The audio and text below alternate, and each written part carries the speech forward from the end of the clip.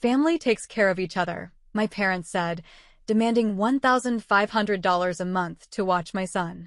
But when I saw my sister only paid $300, I finally had enough. So I cut them off, and here's what happened next. I know it's expensive, but you understand, don't you? We're struggling too. I stared at the message on my phone, my pulse quickening. $1,500 by the end of the week, or things will be difficult for us. My fingers tightened around the device. $1,500. Every month. Just so my parents could watch Ethan after school. And, even then, they barely did anything with him. My stomach twisted as I reread the message. The words felt less like a request and more like a demand. Like a ransom note. Ethan was a bright, energetic child, too bright, according to my mother. He asks too many questions, she had sighed last week, rubbing her temples like his curiosity was a personal attack. And he never sits still. It's exhausting. Exhausting? I had nearly laughed. Raising 2 kids on a waitress's salary like Sophia, that would be exhausting. But spending a few hours a day with one child? A child they were getting paid handsomely to watch? I exhaled sharply, resisting the urge to throw my phone across the room. I had wanted to believe this arrangement would work. After the divorce, all I wanted was stability for my son. Work was demanding, and I needed someone I could trust. Family had seemed like the logical choice. But deep down, I knew the truth. This wasn't about helping me. This was about control. My parents had never truly supported me. Not when I left my ex-husband, despite knowing exactly why I had to. Not when I started over, working late nights to rebuild my life. And certainly not now, when I was financially independent, something that seemed to irritate them more than it reassured them. Meanwhile, my younger sister, Sophia, never had to beg. Sophia, the good daughter. The one who struggled. The one who played the victim. The one my parents loved to rescue. I had lost count of how many times they had bailed Sophia out. Paid off her debts. Covered her rent. Helped with her 2 kids. Yet somehow, Sophia only contributed $300 a month for our parents' help. $300. I was paying 5 times that. And for what? So my son could sit in a house where he wasn't even truly welcome? So he could be made to feel like a burden while his cousins were treated like royalty? My jaw tightened. My fingers hovered over the keyboard for a moment before I typed out my reply. We need to talk. I sat across from my mother at the kitchen table, arms crossed, waiting. As always, my father was absent from these conversations, silent in the background, letting his wife handle the difficult discussions. My mother sighed dramatically, stirring her tea like this entire conversation exhausted her. Sweetheart, I don't understand why this is such a big deal. You make good money. It's not like you can't afford it. My nails dug into my palms. That's not the point. I just don't understand, she continued, shaking her head, how you can be so selfish about your own child's care. Do you really want to leave him with strangers? With nannies? She said the word like it was something filthy. I exhaled slowly, forcing myself to stay calm. I'm not being selfish. I just don't see why I have to pay 5 times what Sophia pays for the same thing. My mother frowned. Sophia's situation is different. She's a single mother with 2 children.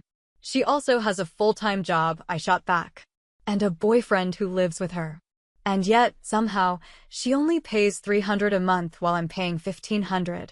She waved a hand dismissively. You know she struggles. She doesn't have the luxury of extra income the way you do. Luxury. Like I hadn't worked myself to the bone to rebuild my life after the divorce. Like I hadn't fought for every promotion, taken every overtime shift I could, sacrificed my social life to make sure Ethan and I had a future. Meanwhile, Sophia bounced from one financial crisis to another, always rescued at the last second. Always coddled. Always excused. My voice was steady, but there was a dangerous edge to it now. So, let me get this straight. I pay more because I worked harder. My mother scoffed. You're being dramatic. Dramatic. Of course. Anytime I stood up for myself, I was difficult. Ungrateful. I leaned forward, my voice calm but firm. What is this money really for? My mother hesitated. Then, finally, your father and I, we can't afford the rent. There it was. We're at the age where we deserve to enjoy life, Emily. We worked hard for so many years. It's time for us to rest. But rent keeps going up, and we shouldn't have to stress about these things at our age. That's what children are for. My stomach turned. They didn't want help with Ethan. They wanted me to fund their retirement. I swallowed hard, gripping the edge of the table. So that's why you charge me more than Sophia. My mother's lips pressed into a thin line. It's only fair, she said simply. I let out a humorless laugh. Fair? She nodded. You have extra income. Sophia doesn't. My fists clenched. And that's my problem. Why? Silence. My mother didn't have an answer. Because there wasn't one. And for the first time, I saw it clearly. They had never expected Sophia to take care of them. They had always planned for it to be me. I took a slow breath, choosing my next words carefully. All right. Then let's make it fair. I'll pay $300, just like Sophia. My mother's eyes snapped to mine, her soft, coaxing voice disappearing in an instant. Instead, something sharper replaced it. That won't work. I leaned back in my chair, arms crossed. Why not? She hesitated, just for a second, before recovering. Because Ethan is more difficult. There it was. Something inside me snapped. My son is difficult? My voice was cold. She sighed dramatically, as if I were being unreasonable. You know what I mean. He's high energy. He asks too many questions. Sophia's kids are easier. They play quietly. They don't demand so much attention. I stared at her, disgust curling in my gut. Attention. The one thing my son craved more than anything. The one thing they denied him while showering Sophia's children with affection. And they expected me to pay for that treatment? No, I said flatly. My mother blinked. What? I stood, grabbing my coat. I said no. I'm not paying you a single cent more. Her face darkened. You're being ridiculous. No, I corrected, I'm being smart. I turned toward the door. Ethan won't be coming here anymore. She shot to her feet, panic creeping into her voice. Emily, think about what you're doing. I paused at the doorway, glancing over my shoulder. I am. Then I walked out. I didn't regret my decision. Not for a second. But I knew my family well enough to know this wasn't over. It was never over. The first sign of trouble came the next morning when my phone rang. Sophia. I almost let it go to voicemail. She never called unless she wanted something. Curiosity won. Emily, her voice dripped with forced sympathy. Mom just told me what happened. I can't believe you'd be so cruel to them. I smiled bitterly. Here we go. I'm cruel, I repeated, leaning against the kitchen counter. For not wanting to be financially extorted? Sophia sighed dramatically, as if she were the one suffering. Come on, you know they're struggling. I scoffed. They're not struggling. They just prefer to take my money instead of spending their own. Wow! She let out a bitter laugh. You've really changed, huh? Ever since the divorce, you act like you're better than everyone. Just because you got a big settlement doesn't mean you can treat us like garbage. There it was. The thing no one ever said out loud, but always used against me. The money. The thing that made them feel entitled to my help. They're your parents, Emily, Sophia pressed. Do you really want to be the kind of person who turns her back on family? I inhaled sharply, gripping my phone. I had spent my whole life twisting myself into knots for this family. And they had done nothing but take. You know what, Sophia? I said, my voice eerily calm. You can start paying their bills now. She sputtered. What? You heard me. If you think they need help so badly, you can be the one to give them $1,500 a month. A stunned silence. Then, you're such a selfish, Sophia hissed before hanging up. I exhaled slowly, closing my eyes. It was almost funny how predictable they were. And I wasn't done yet.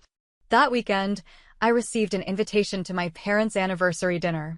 It was unexpected. I thought they'd still be sulking. But something about it felt off. They hadn't invited me out of love. They had invited me because they thought they could guilt me. Or worse, humiliate me. And me? I was going to let them try. Let them think I was walking into a trap. Because I had a trap of my own. Update: the party. The restaurant was packed when I arrived. A private dining room filled with family, distant relatives, and a few family friends. My parents greeted me with stiff smiles. Sophia barely looked at me. And then I noticed something strange. Her kids were running around, playing with their cousins. Other relatives had their children with them too. But Ethan? Ethan wasn't there. My stomach dropped. I turned to my mother, my voice cold. "Where's my son?" Her face tightened. "We thought it would be best if he stayed home." Best for who? My voice was dangerously quiet. My father sighed, like I was the problem. "Emily, you know how he is. He's difficult. We just wanted a peaceful evening." My hands curled into fists. My son. The child I paid them thousands to watch. The one they called difficult while Sophia's kids were treated like royalty. He was the only child excluded. Rage boiled under my skin. But I didn't explode. Not yet. Instead, I smiled sweetly and walked to the middle of the room. I picked up a glass and clinked it with a fork. The room went silent. "I just want to say a few words," I said, my voice smooth. "To thank my wonderful parents for everything they've done for me." My mother preened. My father nodded approvingly. I smiled wider. "I'd like to thank them for all the years they've prioritized Sophia," I said. "For always reminding me that no matter how much I did for this family, it was never quite enough." The smiles faltered. Murmurs spread through the crowd. Sophia shot me a death glare. "Emily." "No, let me finish," I interrupted. "I'd also like to thank my parents for charging me 5 times what Sophia pays to watch my son, while treating him like a burden." Gasps rippled through the room. My mother paled. I turned to my father. "And, of course, let's not forget the best part. How you invited every single grandchild here tonight, except mine." Dead silence. My mother opened her mouth, then closed it. My father cleared his throat. "Emily, this isn't the time." "No, it's exactly the time," I said coolly. "I just want to make something crystal clear to everyone here. I'm done. No more money. No more help. No more pretending this is a family." I let my words hang in the air, watching as my parents and Sophia struggled to respond. But I wasn't waiting for their reaction. I was done waiting. Without another word, I set my glass down. And I walked out. My mother let out a panicked laugh. "Sweetheart, you don't mean that." I turned to Sophia, my voice calm but cutting. "If you still need help with rent, I suggest you ask your real parents. You know, the ones who always bail you out." Her face twisted with rage. My mother reached for my hand. "Emily, please." I stepped back. "Good luck." Then I walked out. And this time, no one followed me. I didn't look back. Because for the first time, I was truly free. The drive home. The road stretched in front of me, empty and quiet. My hands were steady on the wheel, but my pulse pounded in my ears. I had done it. I had burned the bridge. And yet, I waited for the guilt to creep in. That old, familiar weight on my shoulders. The voice in my head whispering that I had overreacted, that I should have kept the peace. But there was no guilt. Only relief. For the first time in my life, I had said everything. No sugarcoating, no backing down. And now, I was free. Or so I thought. At 7 a.m. the next morning, my phone rang. I knew who it was before I even looked. My mother. I let it ring. Then Sophia called. Then my father. By 10 a.m., my phone was drowning in texts. "Mom, we need to talk. You embarrassed us last night. This is not how family treats each other." "Dad, I don't know what's gotten into you, but you owe your mother an apology." "Sophia, you're unbelievable, Emily. So ungrateful. Do you even care what you've done? You humiliated Mom in front of everyone." "I hope you're happy." I sipped my coffee and ignored them all. Then came the message I wasn't expecting. "Uncle James, good for you, kid." I blinked. Uncle James? The only relative who never got involved in family drama? Another message popped up. "Uncle James, about time someone called them out. They've been doing this for years. Your grandmother would have been proud." I exhaled slowly. I hadn't realized how much I needed to hear that. Update: the first real attack. By noon, I got a notification from my bank. A failed transaction attempt. My stomach twisted. I checked my accounts, nothing seemed off. Then another notification. A credit card charge I hadn't made. And then it clicked. I called the bank immediately. "Hi, I need to report fraudulent activity on my card." After verifying my information, the bank rep hesitated. "Actually, ma'am, this was an authorized user on your account." I went cold. "What?" "Yes, a secondary card holder attempted a charge." I hadn't given anyone a secondary card. Unless A memory surfaced. Years ago, before the divorce, my parents had convinced me to add them as emergency users. I had forgotten to remove them. And now, they were testing me, trying to take what I had refused to give. My fingers trembled as I pulled up the banking app. Remove authorized users? Confirm? I pressed yes. Then I did the same for their phone plans I had been paying for this whole time without thinking. Cut. Cut. Cut. Then, one last thing. I texted my mother. Emily, tried to steal from me? Cute. Check your phone service. Oh, and your bank access? Gone. Try that again, and I'll file a police report. Read. No reply. Update, Sophia's meltdown. By 3 p.m., I was making lunch when I heard pounding at my door. I sighed. I didn't even need to check the peephole. I opened the door to find Sophia, red-faced, fists clenched. You're unbelievable, she spat, shoving a finger in my face. You're seriously cutting Mom and Dad off? I leaned against the door frame, calm. That's the idea. She let out a hysterical laugh. Wow! Wow! You're unbelievable. Do you even realize what you've done? Mom was crying all morning. Dad had to calm her down. Do you even care? I crossed my arms. Did either of them care when they tried to steal from me today? Her expression flickered. Just for a second. Then she recovered. It wasn't stealing. They just what? I cut in. Helped themselves to my money after I told them no? You know what that's called, Sophia? Her mouth opened, then closed. I smirked. Theft. Sophia growled. Oh, get over yourself. It was probably just a mistake. Mistake? I tilted my head. Like the mistake where I pay 5 times more than you? Or the mistake where my son wasn't invited to dinner? Or maybe the mistake where you act like a helpless victim while I'm treated like a bank account. Her face twisted in rage. You don't get it, Emily. You had money. You were supposed to help us. I laughed. Oh, I was supposed to help? What about you, Sophia? When was the last time you helped Mom and Dad? She faltered. Then she exploded. You're so selfish, Emily. You don't give a shit about anyone but yourself. You act like you're better than us just because you got lucky in your divorce. You think you're some kind of hero? You're such a selfish person. Slam. I shut the door in her face. The shouting continued outside. Then, finally, she left. And me? I turned on my music, poured myself a glass of wine, and smiled. That night, I got one last text from my mother. Mom, your sister is devastated. She doesn't deserve this. I don't know who you've become, but I hope you come to your senses before it's too late. I exhaled slowly. Then I typed my response. Emily, who I've become? A woman who doesn't let herself get used. If that bothers you, that's your problem. Blocked. For the first time in my life, I didn't feel like someone's daughter. I felt like myself. And it felt damn good. The morning after. For the first time in years, I woke up feeling light. No unread messages filled with guilt. No early morning calls demanding explanations. No dread curling in my stomach, waiting for the next obligation to be forced on me. Just silence. And it was beautiful. Ethan sat at the kitchen table, happily eating his cereal, humming to himself. I ruffled his hair as I poured my coffee. You sleep okay, baby? He grinned, his mouth full. Uh-huh. No stress. No judgment. Just peace. But peace never lasted long with my family. By the afternoon, my phone lit up with an unknown number. I debated ignoring it, but curiosity got the better of me. Hello? A familiar voice crackled through the speaker. Emily, honey, it's your father. Oh! So they sent him now. Of course, they did.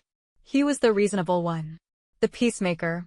When manipulation and guilt trips failed, he was the last resort. I leaned against the counter. What do you want, Dad? A long sigh. Listen, sweetheart, I don't want to fight. Your mother is, well, she's very upset. I deadpanned. She always is. A pause. Emily, don't be like this. You know your mother. She's dramatic, but she loves you. I raised an eyebrow. Is that before or after she tried to steal from me? Silence. Then a nervous chuckle. Look, I don't know the details of that. Then why are you calling me? Another pause. Because we need you. There it was. The truth. Not "we love you." Not "we're sorry." Just "we need you." I laughed coldly. You need me? For what? To be your personal ATM again? No, he said quickly. That's not. Then what, Dad? I pressed.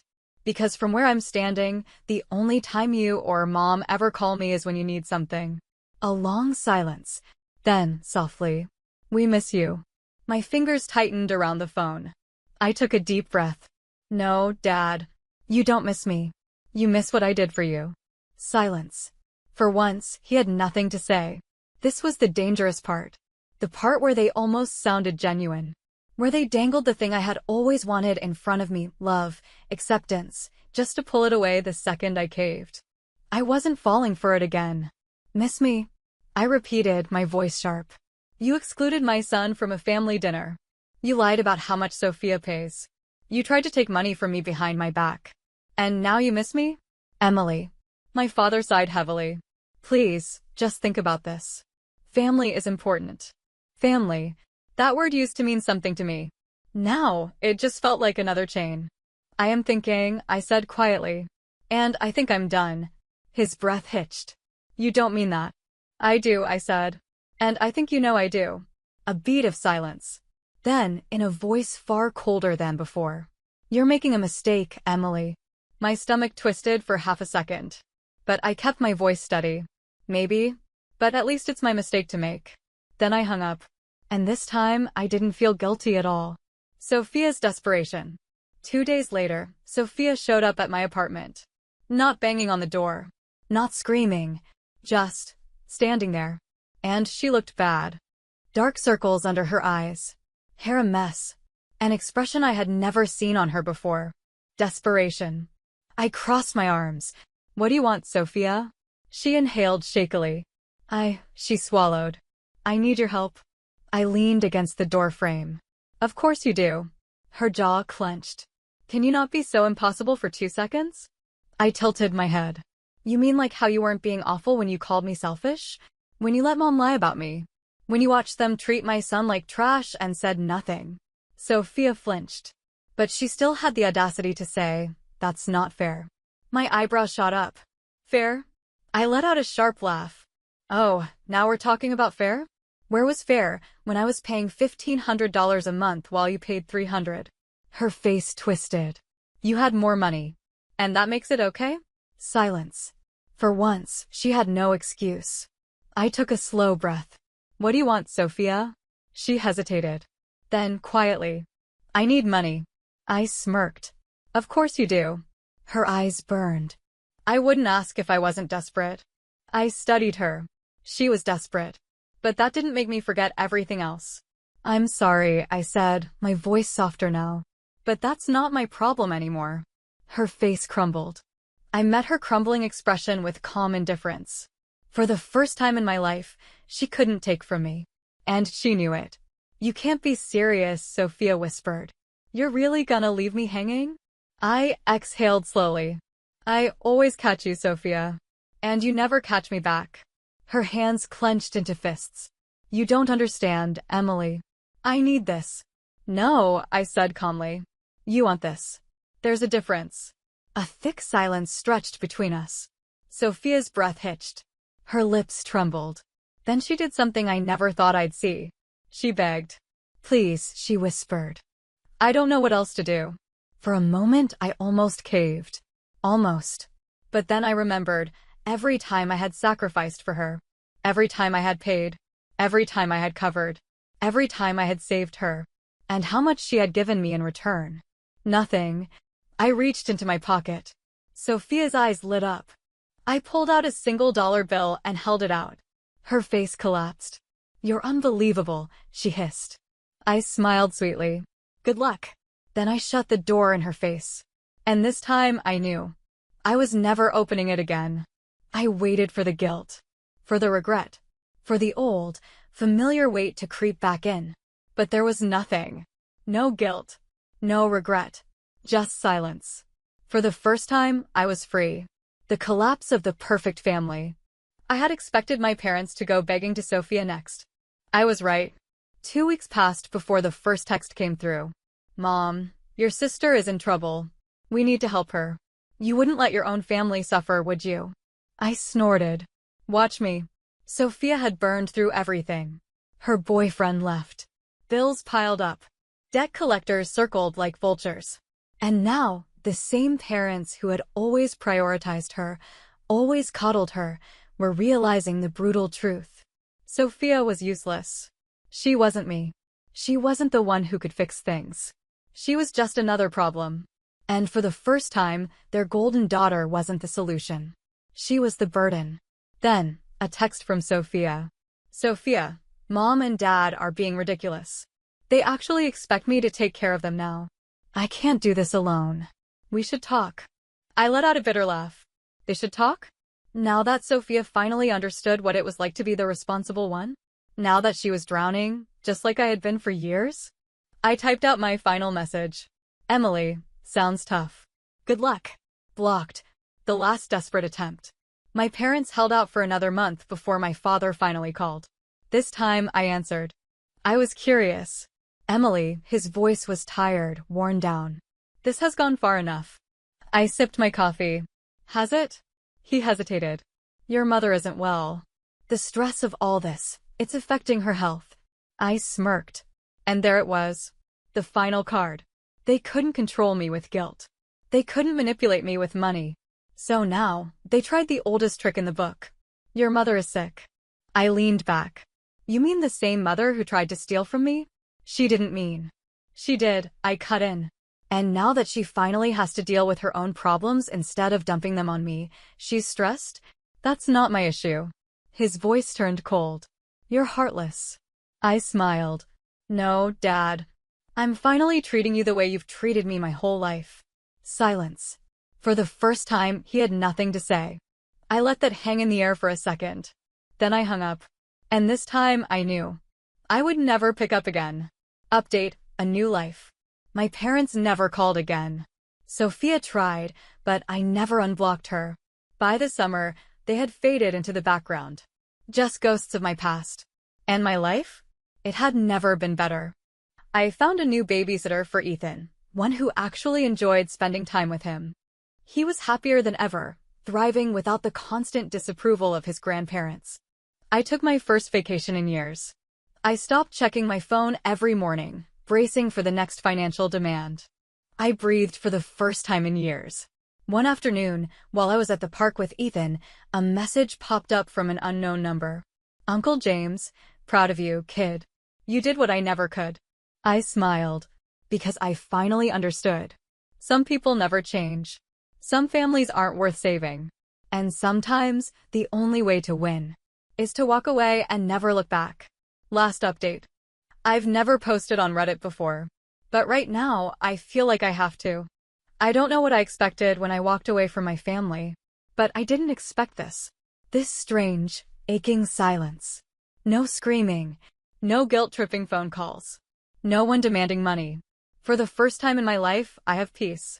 And yet, I keep reaching for my phone, half expecting my mother's name to pop up. I keep thinking about Sophia, about how she looked at me that last time. I told myself I was done. But what if I was wrong? Did I make a terrible mistake? Should I go back before it's too late?